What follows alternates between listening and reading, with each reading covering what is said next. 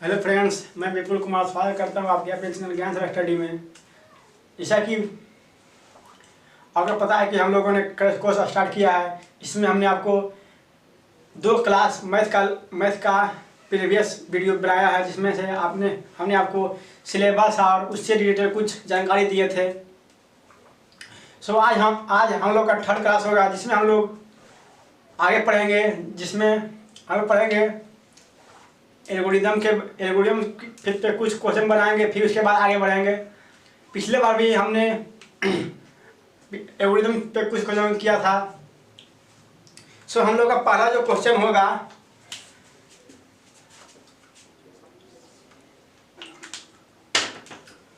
(135) और 135 और 225 का HCF ज्ञात कीजिए।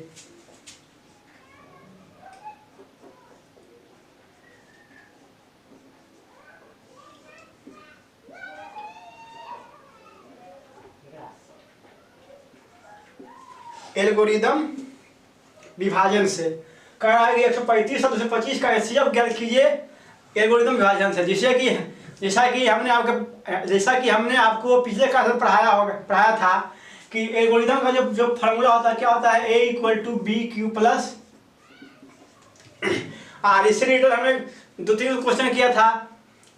अगर आप लोगों ने हमारा प्रीवियस वीडियो नहीं देखा तो प्लेलिस्ट में जाकर के इस वीडियो को देख लीजिए। इस वीडियो को देखने के बाद आपको समझ में आ जाएगा कि ये जो है A = BQ प्लस R हमने कहाँ से लाया था। A को क्या कहते हैं, B को क्या कहते हैं, Q को R को क्या कहते हैं। प्रीवियस वीडियो जाकर के एक बार जरूर देखें। यहाँ देखिए, यहाँ कह रहा है कि 135 और 225 का HCF ज्ञात कीजिए एल्गोरिदम विभाजन से। एल्गोरिदम विभाजन करने मतलब ये हुआ, इसका एक फॉर्मूला होता है A = BQ plus R। Algorithm विभाजन A = BQ प्लस R। हम लोग जो है हम लोगों ने किया था 135 और 225। इसको जो है साथ में नहीं कीजिएगा, इसको जो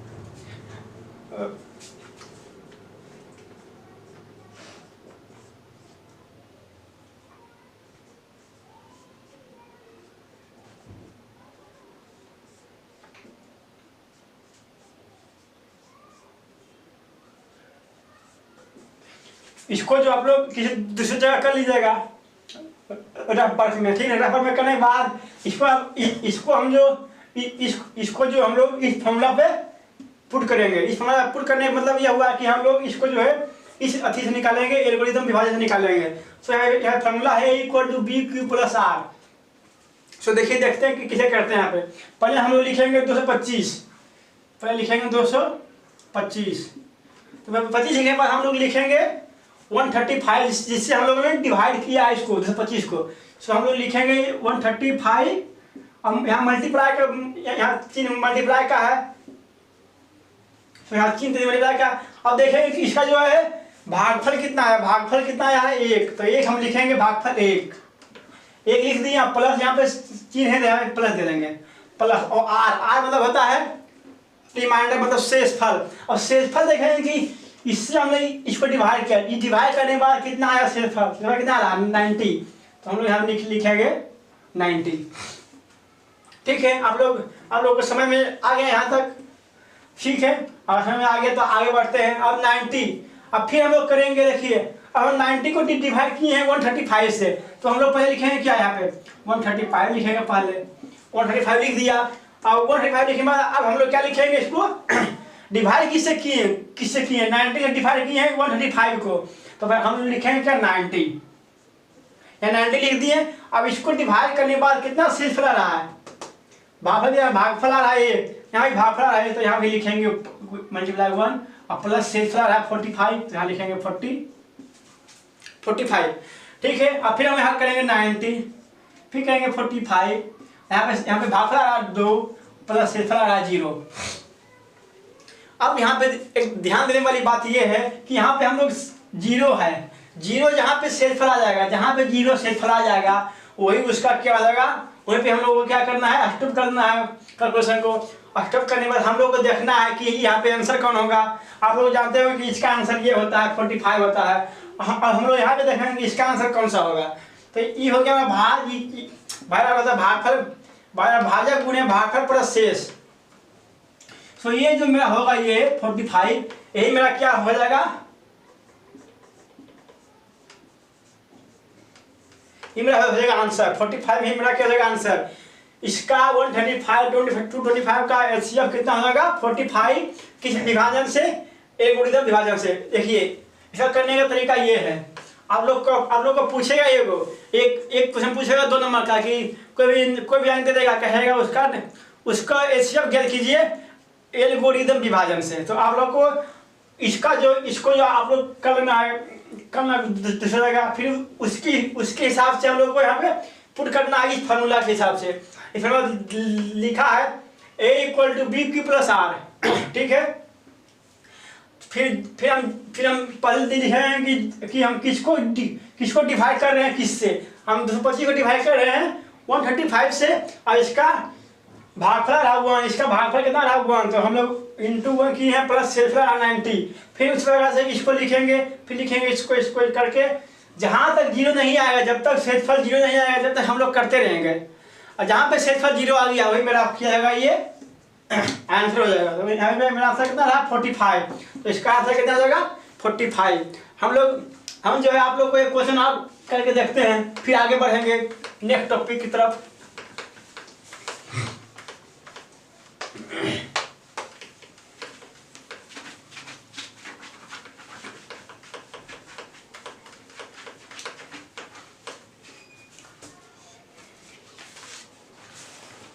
हमारा क्वेश्चन है 196।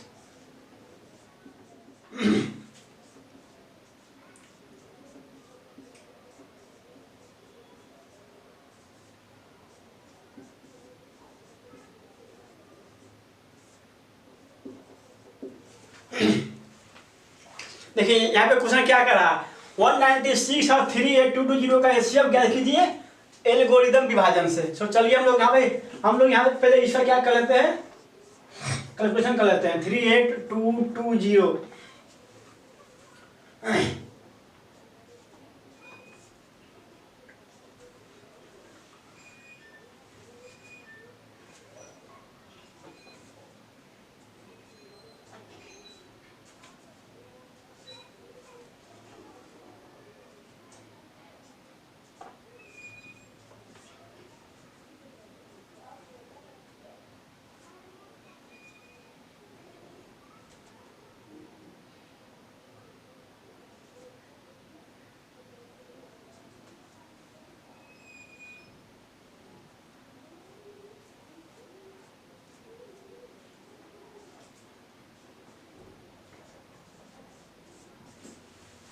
यहाँ पे देखिए क्या कर रहा है,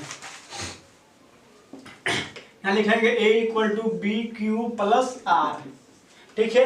b के बजाय लिखिए अब हम लोग किसको डिवाइड कर रहे हैं 38220 का, 38220 किससे डिवाइड कर रहे हैं 196 से। इसका भागफल कितना आया है 195,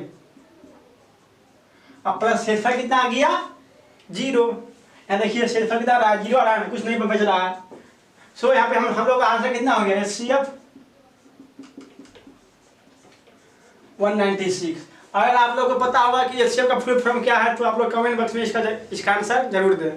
एचसीएफ का फुल फॉर्म, एचसीएफ और एलसीएम,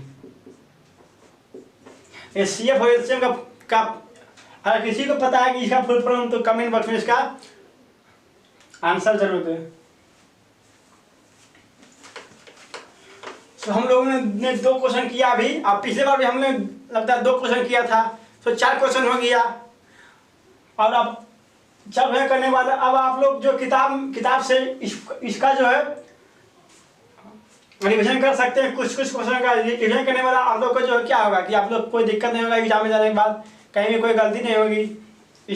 इससे क्वेश्चन पूछ देगा 2 नंबर का। सो देखिए अब हम लोग देखते हैं नेक्स्ट टॉपिक। हमने अभी कुछ पहले पढ़ा गया एल्गोरिथम विभाजन के अनुसार एचसीएफ निकालने के लिए। अब हम लोग देखेंगे नेक्स्ट टॉपिक क्या है, प्रूफ डेट की √2a का परिमेय संख्या है। ये भी आपके एग्जाम के लिए बहुत वेरी इंपॉर्टेंट है, क्योंकि इससे भी एक एक क्वेश्चन हमेशा पूछ देता है, मान लीजिए कोई भी अंक दे दिया, मान लीजिए दे दिया √3 एक परिमेय संख्या सिद्ध कीजिए, दे देगा √5 एक परिमेय संख्या है सिद्ध कीजिए। सो आपको एक क्वेश्चन इससे भी पूछता है, ये पूछता है, इसको भी आप लोग सीख लीजिए। सो हम लोग ने लिया √3 एक परिमेय संख्या है, इसको सिद्ध करना है। सो चलिए हम लोग शुरू करते हैं। सो हमने माना कि √2 एक परिमेय संख्या, हम लोग मान के चलते हैं कि क्या √2 एक परिमेय संख्या है। ठीक है, हमने मान लिया कि √2 एक परिमेय संख्या है। जहाँ पे हमने लिखा √2 = p/q, हमने लिखा √2 = p/q। आप लोग जानते हैं कि परिमेय संख्या क्या होती है। परिमेय संख्या उसको कहते हैं जो जिसको हम लोग p/q के रूप में लिख सकते हैं। अगर आप लोग को पता नहीं है कि परिमेय संख्या क्या है, तो प्रीवियस वीडियो में हमने परिमेय संख्या, अपरिमेय संख्या, सम विषम, कुछ ऐसे ही कुछ हम लोग अथी बारे में बात किया था प्रीवियस वीडियो में। तो आप लोग उस वीडियो को देखना ना भूलें। हमारे प्लेलिस्ट में, हमारे चैनल के प्लेलिस्ट में इसका लिंक दिया हुआ होगा। तो आप लोग वो जाके देख लें कि परिमेय संख्या किसको कहते हैं। तो हम लोग बता दें कि परिमेय संख्या जिसको हम लोग p/q के रूप में लिख सकते हैं उसको हम लोग परिमेय संख्या कहते हैं। अपरिमेय उसका उल्टा हो जाएगा, जिसको हम p/q के रूप में नहीं लिख सकते हैं। तो हमने मान लिया कि √2 एक परिमेय संख्या है। ठीक है, फिर यहाँ लिखा √2 = p/q, जहाँ p और q पूर्णांक है। जहाँ p और q क्या है? पूर्णांक है। यहाँ q = 0। अगर मान लीजिए q = 0, अगर मान लीजिए कि q = 0 हो जाए, अगर q = 0 हो जाएगा तो समझते क्या होगा कि उसका कोई मान ही नहीं आएगा। क्यों मान नहीं आएगा? क्योंकि हम लोग जानते हैं कि अगर हम किसी भी संख्या को 0 से डिवाइड करें तो क्या होगा? इनफिनिट आ जाता है। सो यहाँ पे मान लेते हैं कि q क्या होगा? ≠ 0 है। ठीक है, p/q को सरलतम रूप में लिखने पर, अगर हम p/q को सबसे सरलतम रूप में लिखते हैं तो क्या होगा? √2 = m/n। अगर p/q को मान लिए क्या? m/n, जहाँ m और n पूर्णांक है, m और n में से एक के अतिरिक्त उभय गुणनखंड नहीं है। मतलब कह रहा है यहाँ पे कि √2 को हमने लिख लिया है m/n के रूप में। ठीक है, m/n के रूप में लिख लिया।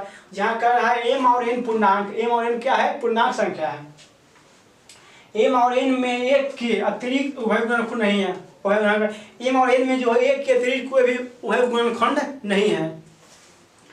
दोनों पक्षों को वर्ग करने पर, अगर मान लिए ये दोनों को अगर हम स्क्वायर करें, बोथ साइड स्क्वायरिंग और बोथ साइड करेंगे तो क्या होगा? देखिए, अगर हम स्क्वायरिंग बोथ साइड करेंगे तो √2 का स्क्वायर = m/n का स्क्वायर। अगर हम √2 का स्क्वायर करेंगे 2 आएगा, m/n करेंगे तो m² आएगा n²। और हम यहाँ से क्या करेंगे? क्रॉस करेंगे, मल्टीप्लाई करेंगे तो नीचे क्या था? कुछ नहीं, तो एक होता है नीचे। तो m² = 2n², m² = 2n²। यहाँ पे कर है, यहाँ पे लिखे हैं कि m² जो होगा 2 से विभाज्य है। m² जो होगा 2 से विभाज्य हो जाएगा, सही है। फिर m भी जो 2 से विभाज्य हो जाएगा। अगर m² 2 से विभाज्य है तो m भी 2 से विभाज्य होगा। अब फिर माना कि m = 2, हम मान लिए कि m = क्या हो गया? 2k हो गया। हम लोग मान चलते हैं कि m = 2k। हमने एक यहाँ माना था कि √2 एक परिमेय संख्या है, अब हम लोग यहाँ मान रहे हैं कि m = 2k। ठीक है, इसको भी करेंगे स्क्वायर, m² = 2k²। यहाँ से लिखेंगे 2n² = 4k²। ठीक है, यहाँ से लिख लिए। अगर देखिए हमने माना है m = 2k, तो m = -2k यहाँ पुट करेंगे, यहाँ पे आएगा 4k² = n²। अगर यहाँ से काट दें, यहाँ से तो यहाँ से आ जाएगा ना। अगर यहाँ से काट दे तो n² = 2k²। तो यहाँ से कह सकते हैं n² जो होगा 2 से विभाज्य होगा, और फिर n 2 से विभाज्य।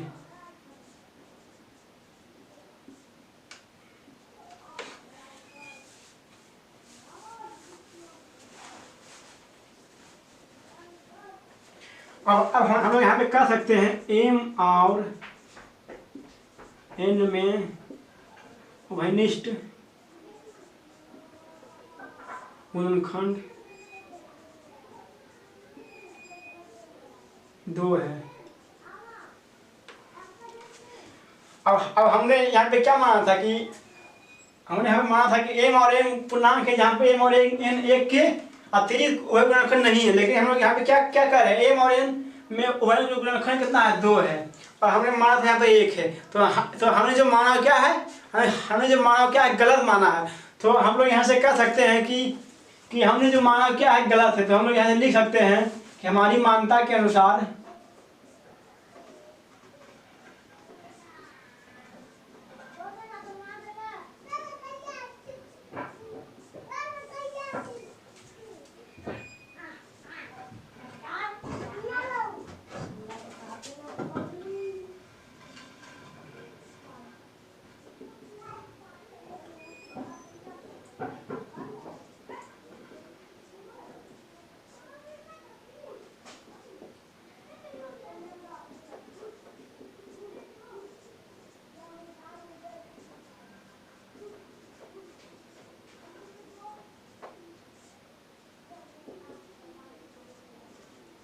देखिए हमने लिखा कि हमारी मान्यता के अनुसार √2 एक परिमेय संख्या है जो गलत है। हमने देखिए यहाँ माना था कि √2 क्या है, परिमेय संख्या है, लेकिन हम लोग का जो होगा क्या होगा, हमने जो माना क्या है, गलत है। अगर अगर हमने माना कि परिमेय संख्या गलत है तो क्या होगा, अतः हम लोग कह सकते हैं कि √2 एक परिमेय संख्या है। सो आपने ये देखा है, आप लोग इसको लिख करके आप लोग कोशिश कीजिएगा कि हम लोग √3 का करेंगे। हम जो आपको 1-2 और करवा देंगे, जैसे कि हम लोग करवा देंगे आपको √3 करवा देंगे, 3 प्लस √5 करवा देंगे, 2 बार करवाएंगे हम आपको। उसमें से कम तो एक आपको पूछेगा, जैसे कि √3 पूछ सकता है या फिर √2 पूछ सकता है, कुछ भी पूछ सकता है। तो आप लोग जो इसको अच्छा से कर लीजिएगा, इसमें से आपका क्वेश्चन पक्का रहेगा। आप लोग इसको लिख लीजिएगा। अगर कोई भी दिक्कत हो इस समझने में तो आप लोग कमेंट में उसको लिखिएगा। हम अगले क्लास में इसको समझाने की कोशिश करेंगे। तब तक के लिए थैंक यू। अगर आपको हमारा ये लेक्चर पसंद आया तो लाइक करें, और दोस्तों के साथ शेयर करना ना भूलें और सब्सक्राइब करें। Thank you.